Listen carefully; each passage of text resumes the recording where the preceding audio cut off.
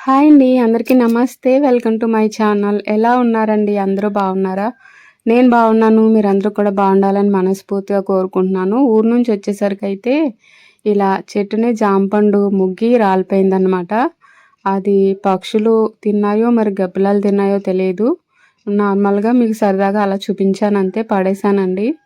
తర్వాత నేను వారాహి నవరాత్రులు జరిగినప్పుడు నేను కూడా ఈ సంవత్సరం పూజ చేసుకుందాం కదా ఈ అమ్మవారికని అనుకున్నాను. కాకపోతే నాకు హెల్త్ బాగోక చేసుకోలేదు కదా.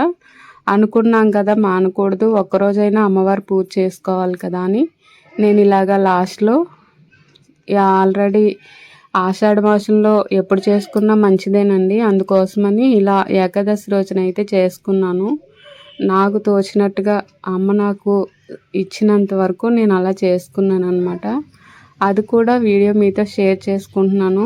ముందుగా విఘ్నేశ్వర స్వామిని పెట్టుకోవాలి కదా, ఏ పూజ చేసుకున్నా పసుపు గణపతిని పెట్టుకొని కొద్దిగా బొట్టు పెట్టి, గంధం బొట్టు పెట్టి, కుంకుమ పెట్టి, అక్షతలు వేసి ఒక పువ్వు పెట్టి, బెల్లం ముక్క నైవేద్యంగా పెట్టి, అగరత్తులు ధూపం చూపించి తర్వాత మనం ఏ పూజ చేయాలనుకుంటున్నామో ఆ అమ్మవారిని అక్కడ ప్రతిష్ఠించుకోవాలన్నమాట.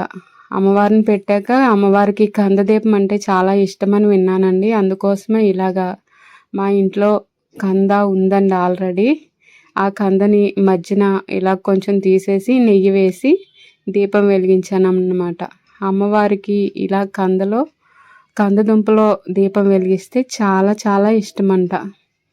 నేనైతే ఇలా చేసుకున్నానండి. మీరందరూ కూడా అమ్మవారిని చూసి నమస్కరించుకోండి. అమ్మ మీ అందరినీ కూడా చల్లగా చూడాలని కోరుకుంటున్నాను. అందరూ బాగుండాలి, అందులో నేను ఉండాలి. మనందరం బాగుండాలి. మీరు బాగుంటే నేను బాగుంటానండి. మీరందరూ బాగుండాలి. వీడియోస్ చూస్తూ ఉండాలి. చూసిన వీడియోకి లైక్ చేసి అందరికీ షేర్ చేస్తూ ఉండాలి. అదే నేను కోరుకుంటున్నా. ఇంతే అండి ఈరోజు వీడియో అయితే.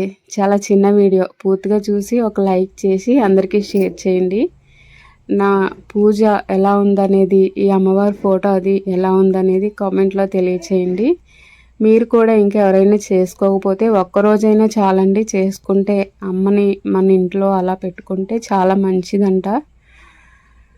జై వారాహి అమ్మ అని నమస్కరించుకోండి అందరూ కూడాని. అలాగే నావి షార్ట్ వీడియోసే కాకుండా ఫుల్ వీడియోస్ కూడా అందరూ కూడా చూసి నచ్చితే లైక్ చేసి అందరికీ కూడా షేర్ చేస్తారని నేను మరీ కోరుకుంటున్నాను అండి. నమస్తే అండి. మరొక మంచి వీడియోతో మళ్ళీ మీ ముందుంటా. ఆ రోజు సాయంత్రం కూడా ఆ పూలమాల వాడిపోతే తీసేసి మళ్ళీ కొత్త పువ్వులు పెట్టి ఇలా దీపం వెలిగించి దండం పెట్టుకున్నాను అనమాట. కొద్దిగా నైవేద్యం కూడా పెట్టి, అమ్మవారికి పానకం అంటే చాలా ఇష్టం అంటండి. పానకం కూడా పెట్టానన్నమాట.